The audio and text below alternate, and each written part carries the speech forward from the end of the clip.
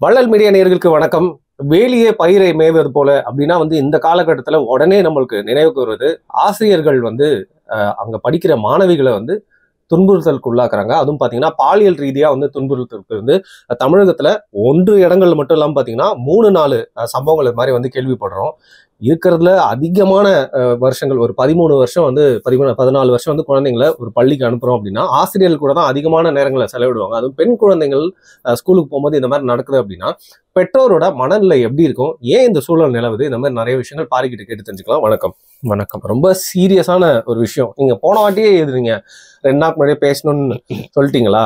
அதுல ஒரு விஷயத்த வச்சு சொன்னீங்க, ஒரு மாணவிய 3 ஆசிரியர்கள் இது மாதிரி பண்ணி அரசாங்க அது நீங்க ஆமா சொல்லி 2 நாளாவது இன்னைக்கு நம்ம இந்த ஷூட்டிங் உட்காந்துருக்கோம். என்னன்னு தெரியலங்க, ஒரு நியூஸ் அந்த மாதிரி வந்துச்சுன்னா அதே மாதிரி நியூஸை தேடி போடுறாங்களா இல்ல இந்த 2 நாள்ல நிறைய சம்பவம் அது மாதிரி நடந்துச்சு. 2-3 சம்பவம் நடந்திருக்கு. ரொம்ப டிஸ்டர்பிங்கா இருக்கு. அதுல ஒரு சிபிஎஸ்இ ஸ்கூல்ல அந்த பிரின்சிபலுடைய ஹஸ்பண்ட் அவர் ஒரு சின்ன பிள்ளைய பாலியல் ரீதியாக இது பண்ணும்பொழுது கைங்களமா மாட்டிருக்காப்ல. அவர் அதாவது அவங்க அந்த பொண்ணு போய் அழுது வீட்டில் சொன்னோன்னே அவங்க பேரண்ட்ஸ் வந்திருக்காங்க. அதுக்கப்புறம் எல்லாருமே கைது பண்ணியிருக்காங்க. காவல்துறை எல்லாருமே கைது பண்ணியிருக்கு. முன்னாடி நடந்த சம்பவம் பார்த்தீங்கன்னா ஒரு மாணவிய 3 வாத்தியார்கள் அது கொடுமையில கொடுமை, அது அரசு பள்ளி. இப்போ இங்க என்ன பிரச்சனை அப்படின்னு பார்த்தீங்கன்னா அதுல ஒரு வாத்தியார் அந்த பொண்ணை பாலியல் ரீதியா இது பண்றாரு. இந்த விஷயம் இன்னும் 2 பேருக்கு தெரிய வருது. தெரிய வந்தோடனே இவனுங்களும் அதே வேலையில இறங்கியிருக்காங்க. அந்த வாத்தியார்களுடைய முகத்தோட அது காவல்துறை வெளியிட்டிருக்கு. நீ நாசமா போய் சாவு நாய் அப்படின்னு சொல்லிட்டு அதெல்லாம் வெளியிட்டிருக்காங்க. அது நம்ம வரவேற்கிறோம். இப்ப இங்க என்ன பிரச்சனை அப்படின்னு பாத்தீங்கன்னா நம்ம முன்னாடி இருந்தே பேசிக்கிட்டு இருக்கிறது தான். உங்களுக்கு இப்ப நான் சொன்னதெல்லாம் கொஞ்சம் ரியாலிட்டி உங்களை தொட்டு போயிருக்கும். நான் 1 வருஷத்துக்கு முன்னாடியோ இப்பயோ நம்ம பேசும்போது நான் ஒரு விஷயம் சொன்னேன், அதை என்னால ஏத்துக்க முடியல. ஒரு சில ஆடியன்ஸும் கூட பாரி நீங்க சொல்றது தப்பா இருக்கு அப்படிங்கிற மாதிரி சொன்னாங்க. வேற ஒண்ணும் இல்லை, நான் ரொம்ப சிம்பிளா சொன்னது என்னன்னா, இந்த கோயட் எஜுகேஷன் சிஸ்டம் இன்றைய காலகட்டத்துக்கு ஒரு பெரிய ஆபத்தாகத்தான் இருக்கும். கோயட் சிஸ்டம் தேவையில்லாமல் நம்மிடம் திணிக்கப்பட்டது.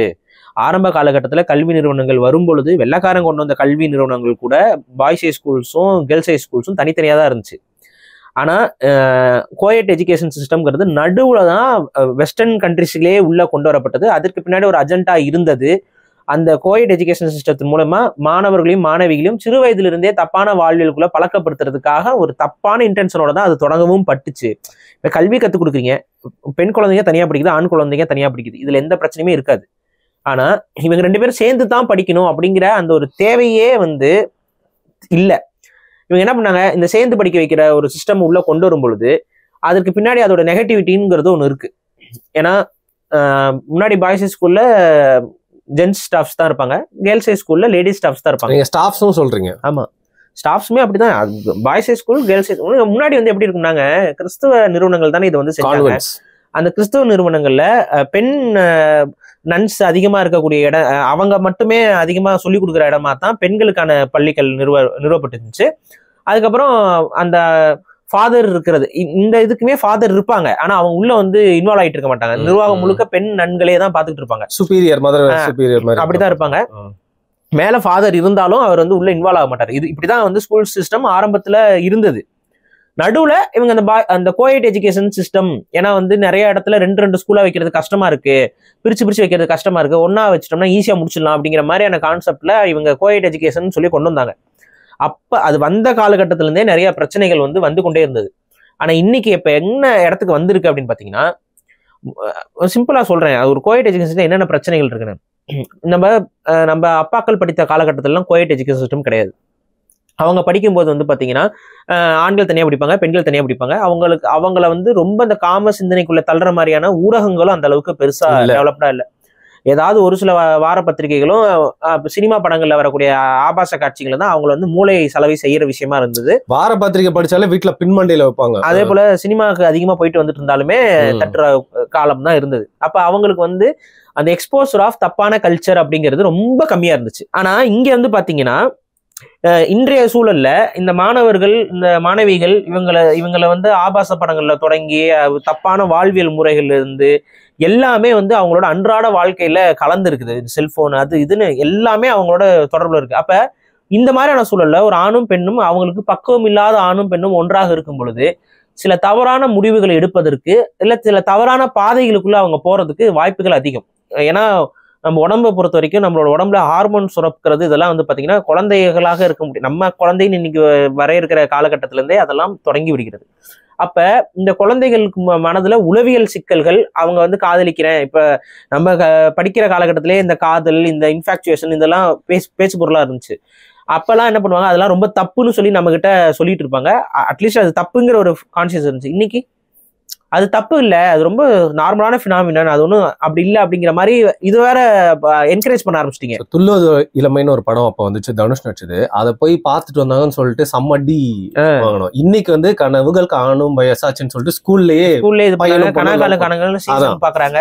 அப்ப ஸ்கூல்லே இந்த காதலிக்கிறது இதெல்லாம் ரொம்ப நார்மலைஸ்டான ஒரு விஷயம். நம்ம ஸ்கூல்ல காதலிக்கிறதுங்கும் போது அது சம்பந்தமான சில தவறான விஷயங்களுக்குள்ள இந்த கோயட் எஜுகேஷன் சிஸ்டம் கொண்டு போகும். இது ஒரு சிக்கல். இது மாணவர்களுக்குள்ளாக ஏற்படுத்திக்கிற சிக்கல். சரி, இன்னொரு பெரிய சிக்கல் இப்ப உருவாகுது. என்ன உருவாகுதுன்னா, இந்த மாணவர்கள் வந்து இம்மெச்சூர். அவங்களுக்கு வந்து என்ன மாதிரி சிச்சுவேஷன், யாரு எப்படிப்பட்டவங்க இதெல்லாம் அவங்களுக்கு தெரியாது. அவங்க குழந்தைங்க. இவங்களே எக்ஸ்ப்ளாய்ட் பண்ற உளவியலும் இன்னைக்கு இருக்கக்கூடிய வாதியார்களுக்கும் மற்றவங்களுக்கும் நடக்குது. இதுல வந்து பெண்கள் ஆண்கள்னு விதிவிலக்கே கிடையாது. இந்த சம்பவங்கள்ல ஆண்கள் குற்றவாளிகளாக இருக்கிறாங்க. ஆனா ஒரு சம்பவம் இருக்கு, இதே தமிழ்நாட்டுல ஞாபகம் இருக்குன்னு நினைக்கிறேன். 10th படிக்கிற மாணவனோட அந்த வேலை செய்யற ஆசிரியை வந்து ஓட்டம் அப்படின்னு சொல்லி ஒரு நியூஸ் பார்த்திருப்பீங்க. வாழ்வேன் அப்படின்ட்டாங்க. இப்ப இதை புரிஞ்சுக்கோங்க. இது இந்த உளவியல், இந்த எக்ஸ்ப்ளாய்டேஷன்ங்கிறது வந்து 2 பாலினத்திற்குமே இருக்கு. அவன் சின்ன பையன் அதுல பாதிக்கப்பட்டான், இங்க சின்ன பெண்கள் பாதிக்கப்பட்டிருக்காங்க. ஸோ இந்த உளவியல் வந்து எதனால வருதுன்னு பாத்தீங்கன்னா, இங்க மெச்சூர்டான ஆளுகன்னு சொல்லிட்டு வந்து பாடம் நடத்த வராங்கல்ல, இவங்களுமே ரொம்ப கரப்டடான இன்ஃப்ளூயன்ஸ்ல இருக்காங்க. அவங்களுக்குள்ள ஆல்கஹால் இருக்கு, அவங்களுக்குள்ள ட்ரக்ஸ் இருக்கு, அவங்களுக்குள்ள வந்துட்டு தவறான வாழ்வியல் இருக்கு. அப்புறம் அந்த பானோகிராஃபி, பான் அடிக்ஷன் இது நார்மலான விஷயமே கிடையாது. நான் திரும்ப திரும்ப சொல்றது அதுதான். ஸ்லோ பாய்சன் மாதிரி அது ஒரு நம்ம சமூகத்தையே அழிச்சிரும். ஒரு படத்துல வந்து இவர் சொல்லுவார், கமலஹாசன் சொல்ல, குரங்கா மாறிடுவோம்னு. குரங்கு ரொம்ப மோசமா மாறிடுவாங்க இந்த பான் அடிக்ஷன்ல. இந்த பான் அடிக்ஷன் அவனை காமத்தால் சிந்திக்க வைக்குது. அவனுக்கு அடுத்த கட்ட ரியாலிட்டி அவனுக்கு மறந்துடுது. அப்ப நம்ம ஒரு வாதியாரா இருக்கோம், இந்த பிள்ளைய வந்து என்ன பண்ணாலும் கேட்கறதுக்கு நாதி இல்லைங்கிற ஒரு இடம் வரும் பொழுது அவன் எக்ஸ்ப்ளாய்ட் பண்ண ஆரம்பிக்கிறான். அவன் மட்டும் அந்த சிந்தனை இல்லை, அங்க கூட இருக்க கோவர்க்கர்ஸா இருக்க மற்ற வாதியாரும் அதே சிந்தனையில தான் இருக்கானுங்க. ஏன்னா காமுகன்களாக ஆண்கள் வந்து மாறிக்கிட்டே இருக்காங்க நாளுக்கு நாள். ஸோ இப்போ இங்க வந்து நீங்க என்ன தண்டனை கொடுத்துருவீங்க? நான் என்ன கேட்கறேன், இந்த 3 பேரையும் வச்சு தூக்கு தண்டனை கொடுத்துருவீங்க. அதுக்கு மேல எதாவது பண்ண முடியுமா? தூக்கு தண்டனையே உங்களால தர முடியாது. தூக்கு தண்டனையே வந்து இங்க கீழ்கோர்ட்ல சொன்னாலும் அவங்க மேல்முறையீடு பண்ணி அது பண்ணி இது பண்ணி ஆயுள் தண்டனையை தவிர்த்து வேற பெரிய தண்டனை அவங்களுக்கு கொடுக்க மாட்டாங்க. ஆனா இந்த கேஸுக்குலாம் ஆயுள் தண்டனை கூட கிடைக்குமாங்கிறது தெரியல நமக்கு. புரியுதுங்களா? சரி, ஓகே, இவங்க அப்படியே உள்ள போறாங்க வராங்க, இதெல்லாம் இதனால வந்து என்ன ஆயிரப்போகுது? எப்படி? சரி, இப்ப எல்லாருக்குமே தெரியுது, இப்ப இந்த மாதிரி ஒரு பாலியல் ரீதியான ஒரு தவறு செஞ்சா கடுமையான தண்டனை இருக்குது அப்படின்னு தெரியுது. அப்படி இருந்தும் அவைகள் தடுக்கப்படுகிறதா? இல்ல ஒரு வாத்தியார் செய்யறப்போ இன்னொரு வாத்தியார் சொல்லியிருக்க மாட்டாரா, ஒரு பிரச்சனை? அது அந்த சிந்தனை எல்லாருக்குமே இருக்கு. காம சிந்தனை எல்லாருக்குமே இங்க இருக்கு. அதுக்கான ஒரு பாத்வே கிடைக்குது, அவ்வளவுதான். இப்ப நான் என்ன கேட்கிறேன், இப்போ ஒரு ஃபார் எக்ஸாம்பிள் ஒரு ஊர்ல ஒரு பெண் இருக்காங்க, அவங்க வந்து ரொம்ப வல்னரபிளா இருக்காங்கன்னு வச்சுக்கோங்க. அவங்கள வந்து அவங்களுக்கு பாதுகாப்புக்கு ஆள் இல்ல, அவங்கள எது பண்ணாலும் கேட்க நாதி இல்லைங்கும் பொழுது அந்த ஊர்ல இருக்கக்கூடிய மற்ற ஆம்பளைகள் எல்லாருமே அவங்கள சுத்தி ஒரு வல்லூர்கள் போல கூப்பிடுறாங்கல்ல. இது என்ன மாதிரியான உளவியல் இருந்து வருது? ஈஸி டார்கெட்டுங்கிற இந்த குழந்தையும் அவங்க அப்படிதான் பாத்துருக்காங்க. ஈஸி டார்கெட் இதான் கேட்கணும்னு நிறைய மாணவிகள் இருப்பாங்க. எந்த மாதிரி ஒரு மாணவி வந்து இந்த மாதிரி வக்கரம் பிடிச்ச ஆசிரியர்களுக்கு ஈஸி டார்கெட்டா மாறுவாங்கன்னு நீங்க நினைக்கிறீங்க? அவங்க பேரண்ட்ஸோடைய சப்போர்ட். ஓகே, அவங்க பேரண்ட்ஸ் வந்து ரொம்ப கண்ணுங்கருத்தமா இருக்கிறாங்க அப்படின்னா, அவங்க ஏதாவதுன்னா அந்த பொண்ணு போய் அவங்க வீட்டுல சொல்லிரும். அந்த பொண்ணுக்கு அவங்க வீட்டுல வந்து ஒரு நல்ல ஒரு டைப் இருக்கு. அந்த பொண்ணு வந்து அந்த பொண்ணுக்கு ஒரு பிரச்சனைனா அவங்க வீட்டுல இருக்காங்க அப்பா அம்மா சும்மா விட மாட்டாங்க. அந்த பொண்ணு பின்னாடி ஒரு பெரிய சொசைட்டி பில்டப்டா இருக்கு. இது மாதிரிலாம் இருந்துச்சுன்னா அந்த பெண்களை வந்து அவங்க இது பண்ண மாட்டாங்க. இப்போ ஒரு பொண்ணு எப்பவுமே ஸ்கூலுக்கு தனியா வருது, தனியா போகுது, அதுக்கு ஒரு ப்ராப்பரான யூனிஃபார்ம்லாம் வந்து அயன் பண்ணாம வருது. அப்ப அதை பார்க்கும்போதே அவங்க இவங்களுக்கு என்ன தோணும், வீட்டுல ஏதோ ப்ராப்ளம் இருக்கு, அவங்க வீட்டுல வந்து பெரிய அளவுக்கு ஒரு ரேப்பப் இல்லை, அவங்க கண்டிப்பா பேரண்ட்ஸுக்கும் அந்த பொண்ணுக்கும் டிஸ்டன்ஸ். சில டைம் பொண்ணுங்களே வந்து குழந்தைங்களே வந்து வாதியார்கள்ட்ட எல்லாம் சொல்லிடலாம், தெரியாது நமக்கு இந்த மாதிரி எங்க வீட்டுல எதுவும் கேட்க மாட்டாங்க, கொல்ல மாட்டாங்க, எங்க வீட்டுல வந்து எதுவும் கண்டுக்கிறது இல்லை, இந்த மாதிரி அந்த குழந்தைகள் மூலியமா கூட தகவல்கள் வந்து இவங்களுக்கு போயிருக்கலாம். ஆனா இவங்க எப்ப அப்படி அந்த டார்கெட்னா, அரசாங்க பள்ளி உங்களுக்கு தெரியும், அப்பர் மிடில் கிளாஸ்க்கு மேல அரசாங்க பள்ளியில எல்லாம் ஆளுக ரொம்ப கம்மி. அப்பர் மிடில் கிளாஸ்காரங்க கூட அரசாங்க பள்ளியில இருக்கிறது இல்ல. இதுதான் உண்மை. அங்க ஒண்ணு இங்க ஒண்ணுன்னு யாராவது இருக்கலாம், அவ்வளவுதான். அப்ப இவங்க கிட்ட பெரிய அளவு பொருளாதாரம் இல்ல, அவங்க அந்த குழந்தைகளுக்கு வந்து பாதுகாப்பு இல்ல. பொருளாதாரம் இல்லைனாவே பின்புலம் இல்ல, பின்புலம் இல்லைனாவே பாதுகாப்பு இல்ல, இவ்வளவுதான் விஷயம். அதுலயும் கேட்க நாதி இல்லாம அப்பா இல்லாம அம்மா இல்லாம இருக்கக்கூடிய குழந்தைகளுக்கு அது சொல்லவே தேவையில்லை. அப்ப இந்த மாதிரியான குழந்தைகளை வந்து இவங்க டார்கெட் பண்றாங்க. போய் சொல்றதுக்கு ஆள் இல்லை, கூட்டிட்டு வரக்கு ஆள் இல்லைன்னு. அப்ப அந்த மாதிரி குழந்தைய அவன் ஒருத்தன் வந்து அந்த பொண்ணை வந்து இது பண்ணியிருக்கான், பாலியல் ரீதியா இது பண்ணியிருக்கான். இந்த விஷயம் தெரிய வருது. தெரிய வந்தோடனே இவனுங்க என்ன பண்ணிருக்காங்க, அந்த பெண் குழந்தைய பாதுகாக்கணும், இல்ல இவன் வந்து ரொம்ப தப்பானவனா இருக்கான், இவன் மேல ஆக்ஷன் எடுக்கணும், அதெல்லாம் இல்ல. இவனுங்க இதுதான் சான்ஸ்ன்னு சொல்லிட்டு வல்னரபிளான சிச்சுவேஷனை பயன்படுத்திக்கிட்டு அப்ப இவனுங்களும் இந்த மாதிரி பண்ணிருக்கானுங்க. இப்ப நான் என்ன சொல்றேன்னா, இப்ப இந்த மாதிரி செய்யறவங்களுக்கு அதிகபட்ச தண்டனையை நீங்க கொடுத்துதான் ஆகணும். அதுல எல்லாம் எனக்கு மாற்றுக்கிறதே கிடையாது. அவங்கள தூக்குல மாட்டுங்க, இல்ல வந்து இன்னும் கொஞ்சம் கேபிட்டல் பனிஷ்மெண்ட்னா பொதுமக்கள் மத்தியில தலையை கூட வெட்டி கிராசுங்க.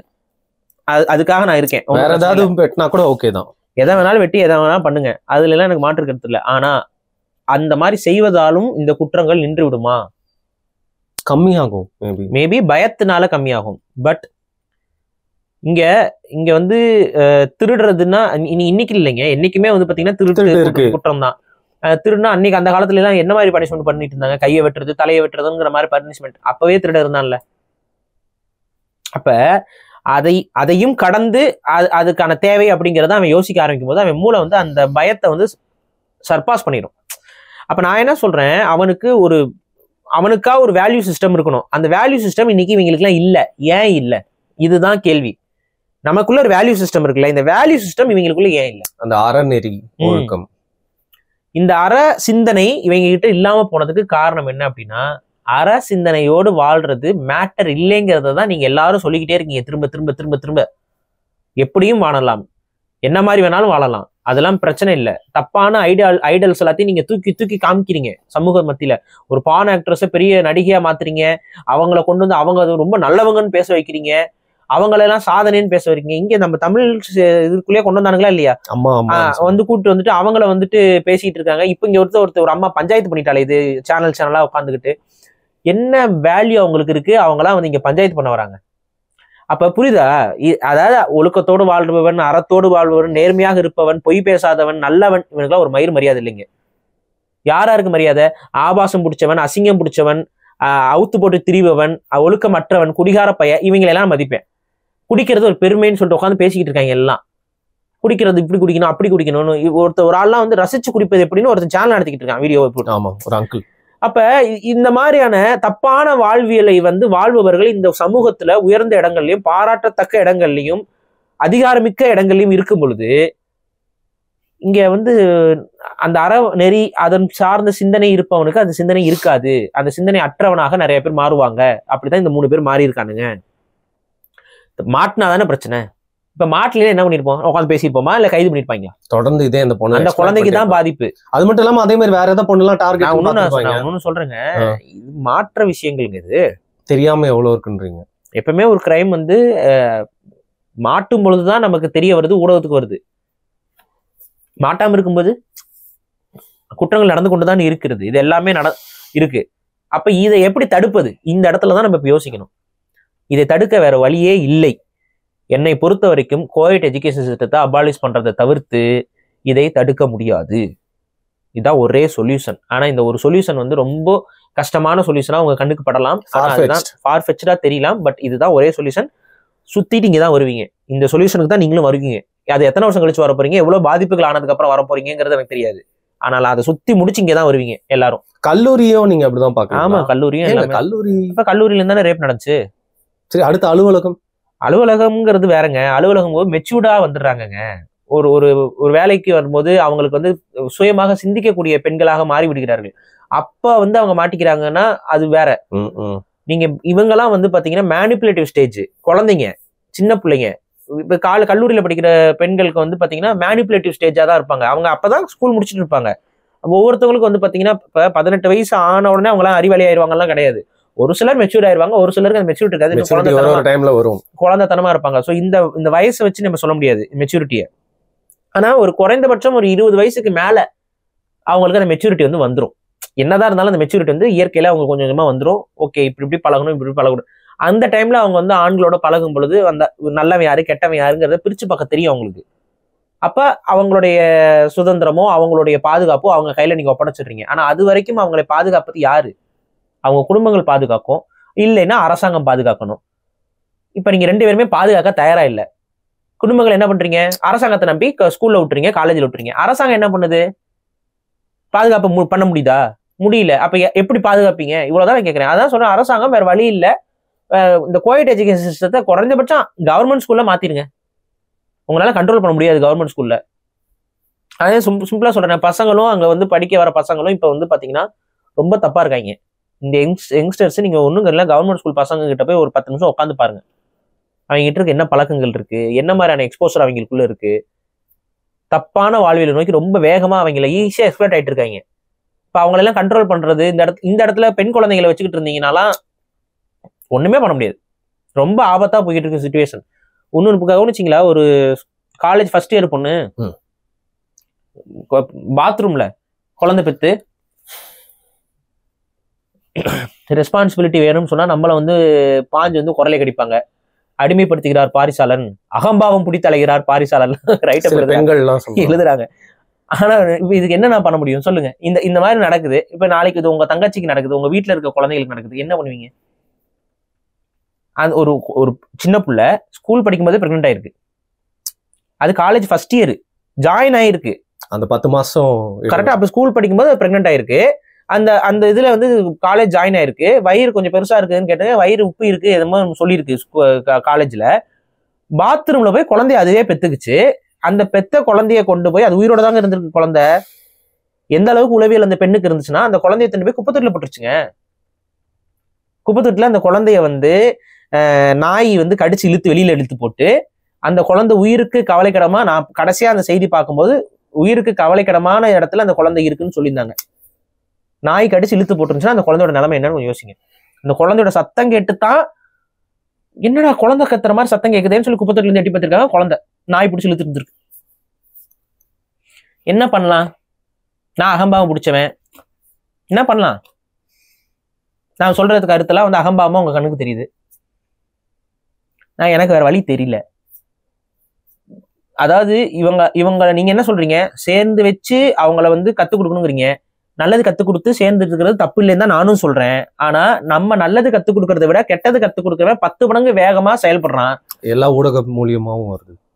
தடுக்க முடியல உங்களால, என்னால தடுக்க முடியல, உங்களால தடுக்க முடியல. அப்ப வேற வழி இல்ல, பிரிச்சிருக்கிறது தான் சரின்னு நான் ஃபீல் பண்றேன். குறைஞ்சபட்சம் நான் என்ன சொல்றேன்னா, உங்க குழந்தைக்கு பாதுகாப்பு இருக்கணும்னா கேர்ள்ஸ் ஸ்கூல்ல போய் சேருங்க.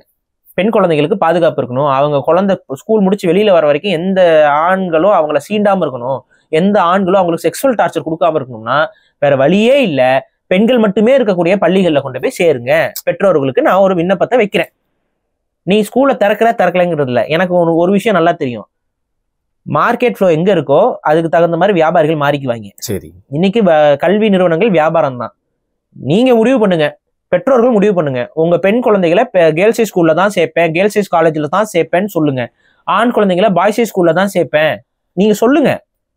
சொன்னீங்க அப்படின்னா நீங்க அது மாதிரி ஸ்கூல்ஸ் இருக்கு, இப்பவும் இருக்கு. அந்த ஸ்கூல்ல போய் சேருங்க. அங்க அட்மிஷன் அதிகமாக இவன் பார்ப்பான், ஓ இங்க எல்லாரும் வந்து சேர்க்கறாங்க, இந்த மாதிரி ஸ்கூல்ஸ்க்கு தான் இப்ப அட்மிஷன் அதிகமாகுது, இதுதான் சேஃப்டியா இருக்குதுன்னு பாக்குறாங்கன்னா ஆட்டோமேட்டிக்கா இவங்களும் மாறிக்குவாங்க. Simple as that. காலேஜும் அப்படின்றீங்க. ஒரு பெண் ஒரு பெண்ணை பாலியல் ரீதியான பெரிய அளவு துன்புறுத்தலுக்குள்ள எல்லாம் பெருசா தள்ளிட முடியாது. அதே போல ஒரு ஆண் இன்னொரு ஆணை வந்து பெரிய அளவு பாலியல் ரீதியான துன்புறுத்தல பெருசா தள்ளிட முடியாது. அப்படியே தள்ளுற மாதிரி சுச்சுவேஷன் வந்தா வேற மாதிரி மாறிடும். இவ்வளவுதான் விஷயம். இந்த இரு பாலினங்களுக்கு இன்டர்சேஞ்ச் ஆகும்போது தான் இதோட வீரியம் என்பது ரொம்ப அளவுக்கு அதிகமா இருக்கு. சிம்பிள். ஸோ இதை தான் நான் சொல்றேன். முடிஞ்ச வரைக்கும் இதுதான் ஒரே தீர்வு. உங்க பெண் குழந்தைகளை பாதுகாக்கணும்னா கோயட் எஜுகேஷன் சிஸ்டத்தை அவாய்ட் பண்ணிருங்கிறத நான் சொல்றேன். சரி, இப்போ நம்ம வீட்டுக்கு பக்கத்துலேயே ஒருத்தர் இருந்தான், ஒரு சின்ன பொண்ணை காணும், கூடயே சேர்ந்து தேடுவான், பார்த்தா அவன் தான் கற்பழிச்சு கொண்டிருப்பான். இந்த மாதிரி நிறைய விஷயங்கள் நீங்க கேள்விப்பட்டிருப்பீங்க. சொந்தக்காரங்க நிறைய பேர் அபியூஸ் பண்ணிருக்காங்க. நிறைய பொண்ணுங்க அதை வெளியே சொல்லாம லைஃப்ல ஒரு ட்ராமேட்டிக்கா அவங்க கணவன் கூட வந்து செக்ஸ் வச்சுக்கிறதுக்கே அவங்களுக்கு முடியல அந்த ட்ராமா. இதெல்லாம் நிறைய கேள்வி. ஆனா நான் என்ன கேட்கிறேன், ஆசிரியர்கள் குறிப்பா இப்படி பண்றத நீங்க எப்படி பாக்குறீங்க? அது ஏன்னா ஆசிரியர்ன்ற ஒரு புனிதமான இடத்துல இருக்கிறதுனால கேக்குறேன். அவன் ஆசிரியரா இல்ல, புரியுதுங்களா? அவன் ஆசிரியரா இருந்தானா அவன் இதை செய்ய மாட்டான். அவன் ஆசிரியராகவே இல்லை. அவன் அந்த இடத்துல என்னவா இருந்திருக்கான்னா ஒரு காம கொடூரனா தான் இருந்திருக்கிறான். நீங்க அவன் அந்த ஆசிரியர் ஸ்தானத்துல நீங்க வச்சு எழுத்தி பார்க்காதீங்க. அவன் ஒரு காம கொடூரன். காம கொடூரன் எங்க இருந்தாலும் அப்படிதான் நடந்துக்குவான். அவன் வந்து ஒரு மருத்துவரா இருந்தாலும் அப்படிதான் நடந்துக்குவான். அவன் வந்து ஒரு ஆட்டோ டிரைவரா இருந்தாலும் அதான் பண்ணுவான். காம கொடூரன் ஆட்டோ டிரைவர் என்ன பண்ணான்? இப்போ வந்து ஒரு வாரத்துக்கு முன்னாடி ஒரு விஷயம் நடந்துச்சுல்ல, ஒரு பொண்ணு. காமுகன்கள் இன்னைக்கு அதிகரிச்சுட்டாங்க.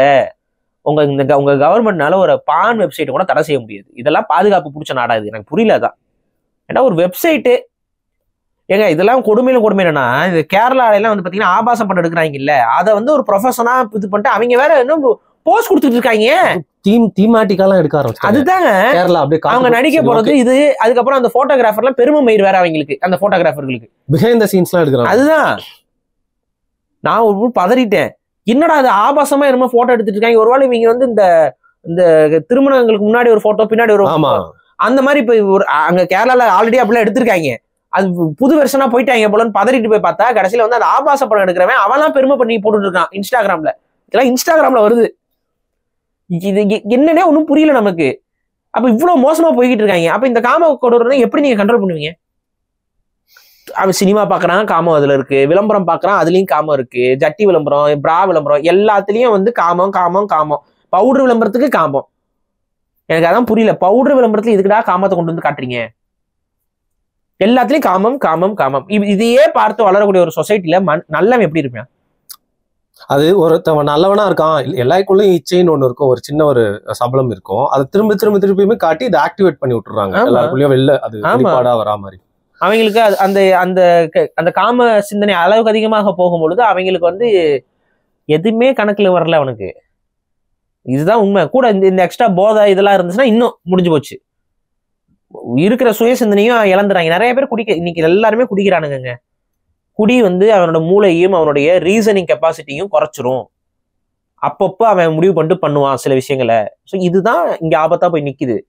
ஸோ இதுக்கு ஒரே வழி, எனக்கு தெரிந்த ஒரே வழி கோயட் தான். இந்த கோயட்டை ஸ்டாப் பண்ணிட்டு நமக்கு வந்து பாய்ஸுக்கு தனியா ஸ்கூல்ஸும் கேர்ள்ஸுக்கு தனியா ஸ்கூல்ஸும் அங்க இருக்கக்கூடிய இதுல என்ன இன்னொரு ப்ளஸ் பாயிண்ட்னா, இதுல பெண்களுக்கு அதிக வேலை கிடைக்கும், ஆண்களுக்கு அதிக வேலை கிடைக்கும். எப்படி சொல்றீங்க? இப்ப ஆண்களுக்கான ஸ்கூல்ஸ் மட்டும் இருக்கும்போது அதுல வந்து ஆண்கள் தான் எல்லாமே பிடி மாஸ்டர்ல இருந்து தொடங்கி அங்க உள்ள வேலை செய்யற அத்தனை பேர் ஆண்கள் மட்டும் தான் இருப்பாங்க. இதுல ஆண்களுக்கான வேலையும் கிடைச்சிட்டுமா, அங்க பெண்கள் வந்து மாற மாட்டாங்க. இப்ப பெண்களுக்கு மட்டும் இருக்க ஸ்கூல்ஸ்ல வரும்போது பெண்களுக்கான வேலை வாய்ப்பும் அதிகரிக்கும். எல்லா வேலைக்கும் பெண்கள் தான் இருப்பாங்க அந்த ஸ்கூல்ல. அப்ப ஆட்டோமேட்டிக்கா பெண்களுக்கான வேலையும் அதிகரிக்கும். அப்ப ரெண்டு பக்கமும் வேலை அதிகரிக்கும். அப்ப ரெண்டு ஒன்னா இருக்கும்போது அங்க வேலை கம்மியாயிரும். புரியுதுங்களா? வேலை கொடுக்கறது அதிகமா இருக்காது. ஏன்னா மாறி மாறி மாறி மாறி இருப்பாங்க. இதுதான் இங்க சிக்கல். இந்த என்னன்னா இப்ப வாதியார்கள் அவங்க வேலை செய்யற இப்ப ஆசிரியர்களுக்குள்ள காதல் இருக்க மாதிரி படத்தை எடுத்துக்கிட்டு இருக்காங்க. பிடி மாஸ்டருக்கு இங்கிலீஷ் மேடமோட காதல்னு சொல்லி இவங்க எல்லாம் இதெல்லாம் நார்மலைஸ் பண்ணிட்டு இருக்காங்களா இல்லையா? கூட இங்கிலீஷும் விளையாட்டையும் அவங்க ஒன்னா சேர்த்துட்டு போட்டோம். ஆனா நான் மாணவிகள் ஆசிரியருக்கும் காதல் மாதிரி எடுக்காம விட்டாங்களா, அதற்கு சந்தோஷப்படுங்க. அது நடந்துகிட்டு இருக்கு இல்லைங்க, கண்ணு முன்னாடி நடந்துட்டு இருக்குங்க. ஒருத்தன் பாக்குறேன் கல்யாணமே பண்ணிருக்காங்க. ஆமா, அன்று காதல் பண்ணியதுன்னு ஒரு ட்ரெண்ட் இருக்குல்ல, அந்த ட்ரெண்ட்ல பாக்குறேன் இன்ஸ்டாகிராம்ல அந்த பொண்ணு போய் அவன்கிட்ட அவார்டு வாங்கிட்டு இருக்குது. அவன் பிரின்சிபல். அடுத்து வந்து பாத்தீங்கன்னா அது கல்யாணம் பண்ணிக்கிட்டு இருக்கு. என்னடா அதுக்கு வந்து போட்டிருக்காங்க, அன்று காதல் பண்ணியது உந்தன் கண்ணம் கிள்ளியது. டேய் நீ வாதியாடுறா, என்னடா பண்ணிட்டு இருக்க? அவனே கல்யாணம், நீங்களே கெட்டு போயிட போறீங்க. அது முழுக்க அந்த கர்மாதனம் தான் வந்து நிக்குது. இப்ப எல்லா பயல்களும் அங்கதான் இருக்காங்க. சரி, அங்க இன்ஃபர்மேஷனும் வருது. ஆனா இது அதை விட இது முண்டி அடிச்சுட்டு இது உள்ள வருது. கர்ம முடிச்சவங்க என்னடா பண்றீங்க? எரிச்சலா இருக்கு. அப்ப இந்த மாதிரியான வாழ்க்கையை வாழ்ந்துட்டு இருக்காங்க, செஞ்சுட்டு இருக்காங்க. நீங்க இது எப்படி நீங்க ஏதாவது சரி செய்ய போறீங்க? எப்படி திருத்த போறீங்க? ஸோ இதுதான் எனக்கு தெரிஞ்ச தீர்வு. இன்னொன்னு என்ன அப்படின்னா, தண்டனைகளை அதிகரிக்கணும். அப்புறம் இந்த மாதிரியான உளவியலை மாத்துறதுக்கு ஆபாச படங்களை தடை செய்யணும். ஆபாச படங்களை நீங்க தடை செய்யாமே வச்சுக்கிட்டு இருக்கிறது வந்து ஆபத்து. குறைந்தபட்சம் அதை எடுக்கிறவனெல்லாம் வந்து கைது பண்ணிக்கினா கூட பரவாயில்ல. எடுக்கிறவனையும் அது எல்லாமே சுதந்திரம்னு சொல்லி விட்டுட்டு இது கடைசியில என்னன்னா இவங்க வந்துருவாங்க, இதெல்லாம் சுதந்திரம்னு போறாங்க. ஒரு பெண்ணுடைய கையை பிடிச்சி இருக்கிறது அவன் சுதந்திரம் அப்படின்ட்டு போனாலும் போயிடுவாங்க இவங்க. அப்படிதான் நடந்துகிட்டு இருக்குது. ஆனா நீங்க நோட் பண்ணீங்களா, நம்ம வாரத்துல ஒரு 3 வீடியோ பண்றோமா வள்ளல் மீடியால, அதுல அட்லீஸ்ட் இந்த 3ல 1லயாவது நீங்க அந்த பானை தடை பண்ணணும். பானை ரீசெண்ட் டைம்ஸ்ல உங்களுக்கு சொல்ல வேண்டிய நிலைமை அதிகமா ஆயிடுச்சா மாதிரின்னு தோணுது. ஏன்னா தொடர்ச்சியா அதோடைய தாக்கத்தால பாதிப்புக்குள்ளாரவே ஆகிட்டே இருக்கிறான். அதை வந்து தடுக்காம இருந்தீங்கன்னா சத்தியமா சொல்றேன், ரொம்ப கரப்டான சொசைட்டியா மாறிடும். தமிழ் சமூகம் மட்டும் இல்ல, ஒட்டுமொத்த இந்திய சமூகத்தையும் சேர்த்துதான் சொல்றேன். ரொம்ப மோசமா மாறிக்கிட்டே இருக்குது நாளுக்கு நாள். யாரையும் நம்ப முடியல, யாரும் நம்பி குழந்தைகளை, முன்னாடிலாம் குழந்தைகள்லாம் வந்து விளையாட விடுறது இதெல்லாம் இப்பெல்லாம் நினைச்சு பாருங்க, கூடவே தான் அலையணும்.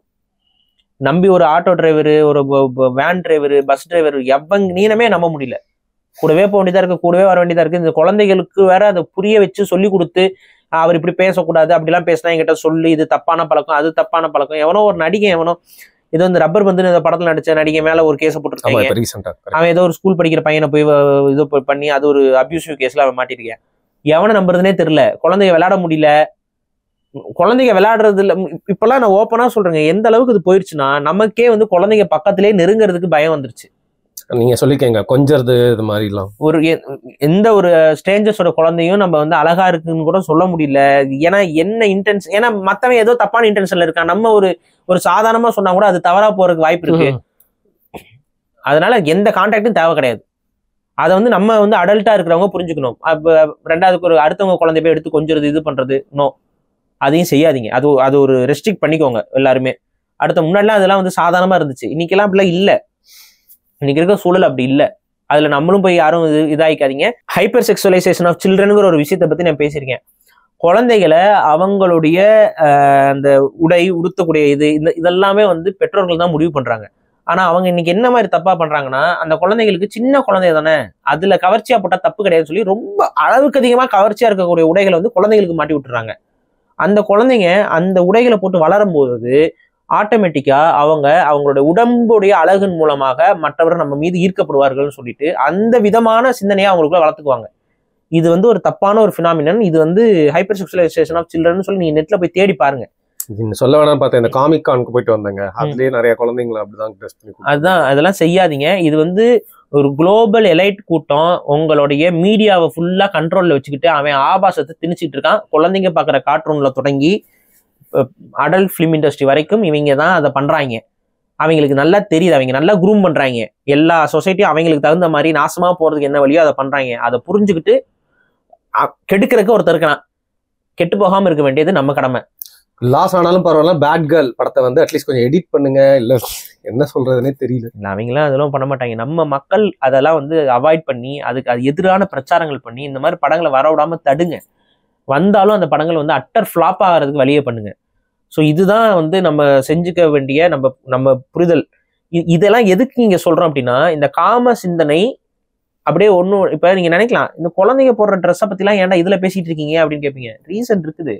குழந்தைகளை இந்த மாதிரியான அடல்ட் போடக்கூடிய காம ட்ரெஸ்ஸுகளை போடும் பொழுது இந்த காம கொடூரனுங்க கண்ணுக்கு அந்த பெண்கள் குழந்தைகளை வந்து காம பார்வையோட பார்க்கறதுக்கு அதுவும் ஒரு வழிமுறையை உருவாக்குது. ஸோ புரிஞ்சுக்கோங்க, இங்க வந்து அதாவது அந்த குழந்தைங்க போட்டிருக்க ட்ரெஸ் கவர்ச்சியா இருக்குங்கிறதுக்காக காமத்தோட பாக்குறாங்கிறத கடந்து காமுகன்கள் இங்க உருவாகியிருக்கான். அவன் கண்ணுக்கு உங்க குழந்தை கவர்ச்சியா தெரிகிற மாதிரி பண்றது வந்து ரொம்ப ஆபத்துல போய் முடியும். ஸோ இதெல்லாத்தையும் சேர்த்தா இதை சொல்றோம். எந்த ஒரு விஷயத்தையுமே நீங்க ஒரு மேல்மட்டமா சும்மா அந்த ஒரு விஷயம் மட்டும் பார்க்காதீங்க. முழு புரிதலோட நீங்க அணுகணும். முழு புரிதலோட அணுகும் பொழுது இந்த விஷயங்கள் புரியும் உங்களுக்கு. ரெண்டாவது, நான் என்ன நினைக்கிறேன்னா, இமீடியட்டான சொல்யூஷன் என்னன்னு தான் நம்ம பார்க்கணும். முதல் கட்ட தீர்வு, இந்த முதல் கட்ட தீர்வு தான் கோயட் அபாலிஷன் வேணும், கோயட் சிஸ்டம் இருக்கக்கூடாதுன்னு நம்ம சொல்றது. புரியுதுங்க? இமீடியட் சொல்யூஷன் நீங்க சொல்லலாம், எல்லாருக்கும் புரிதல் ஏற்படுத்தி எல்லாருக்கும் சிந்தனைகளை ஒழுங்குபடுத்தி ஆண்களும் பெண்களும் அவங்களுடைய பாலியல் சார்ந்த விஷயங்கள் எல்லாம் தெளிவாக பயன்படுத்தி காமம் சார்ந்த சிந்தனையிலிருந்து ஆண்களை வெளியேற்றி இந்த மாதிரிலாம் உட்காந்து மணிக்கணக்காக அளக்கலாம். சொல்யூஷன் கிடைக்காது. அதுக்குள்ள இந்த மாதிரி 100 சம்பவம் நடந்துடும். அப்ப இமீடியட் சொல்யூஷன் இதுதான் ஒரே வழி. இந்த வழியில இருந்து செஞ்சுட்டு அதுக்கப்புறம் ஒரு பக்குவப்பட்ட சமூகத்தை நீங்க உருவாக்குறதுக்கு முயற்சிகள் பண்ணலாம். அந்த முயற்சிகள் நம்ம எடுப்போம். ஆனா அதை கெடுப்பதற்கும் ஒரு பெரும் முயற்சியை அவன் எடுத்துக்கிட்டே தான் இருப்பான். அந்த கூட்டம் எடுத்துக்கொண்டே தான் இருக்கும். அந்த கூட்டத்துக்கு எதிரான சண்டை தான் நம்ம இங்க போட்டுட்டு இருக்கிறோம். அதை புரிஞ்சுக்கோங்கிறதான் நீங்க சொல்ல வரேன். சரி, ஓகே. சமீபத்தில் ஒரு செய்தி கேள்விப்பட்டேன். ஒரு பெரிய பட ஃபெஸ்டிவல் வந்து நடக்க போதான். அதை தனி கண்டென்ட்டா வச்சுக்கலாம். நீங்க சொல்ற இந்த விஷயத்தோட எக்ஸ்டென்ஷன் தான். அதை எவ்வளவு புரிதப்படுத்துறாங்க என்னன்னா, நம்ம நினைக்கிறோம் ஏதோ ஒரு ஸ்கூல்ல ஏதோ ஒரு இடத்துல நம்ம ஒரு குழந்தை ஏதோ பாதிப்புக்குள்ளாகுதுன்னு. ஒரு செகண்ட் யோசிங்க, அது நம்ம பொண்ணா இருந்தா, அது நம்ம தங்கச்சியா இருந்தா, நம்மளுடைய குடும்பத்துல ஒரு பொண்ணா இருந்தா, அந்த இடத்துல இருந்து யோசிச்சு பாருங்க, அது எவ்வளோ ஒரு வேதனையான ஒரு வலிமிக்க செயல் அப்படிங்கிறத பாருங்க. அந்த குழந்தைக்கு நீங்க நீதியை வாங்கி கொடுக்கறதுங்கிறது வந்து இவங்கள போய் நீங்க தூக்கு கயிறுலையோ தூக்கு மேடையிலையோ ஏற்றுவதனால மாறிடாது. ஆக்சுவலா அந்த குழந்தைக்கான உண்மையான நீதி இது என்ன தெரியுமா? அந்த மாதிரி ஒரு குழந்தை மீண்டும் பாதிக்கப்படாமல் இந்த அரசாங்கம் கண்ணும் கருத்துமா பாதுகாப்பது தான் அந்த குழந்தைக்கு நீங்க வாங்கி தரக்கூடிய நீதி. இதை முதல்ல புரிஞ்சுக்கோங்க. ஸோ அந்த குழந்தைக்கு உண்மையான நீதி வேணும்னா வேறொரு பொண் இந்த தமிழ் மண்ணில் இத்தகைய சூழல்ல சிக்கிக்கொள்ளாத விதமாக நமது கட்டமைப்பை உறுதி செய்வது தான். அதற்கு ஒரு வழி என்பது இந்த சிஸ்டம் ஒழிக்கிறது தான். இதுதான் எனக்கு தெரிஞ்சு நான் அதை சொல்லிட்டேன். சரி, ஓகே. ஸோ தொடர்ந்து இந்த மாதிரி வந்து ஒவ்வொரு சம்பவம் நடக்கும்போது அதுக்கான காரணங்கள் என்ன அப்படின்னு ஆராய்ஞ்சு இந்த மாதிரி கருத்துக்கள் வந்து சொல்லியிருக்கீங்க. ஸோ என்ன சொல்றாங்க மக்கள், அதை வந்து அவங்களோட இடத்துல இருந்து எப்படி பார்க்குறாங்க அப்படிங்கிறத அவங்களோட பதிவுகள் மூலியமா வந்து பார்த்து தெரிஞ்சுக்கலாம். மிக்க நன்றி பாரு. நன்றி.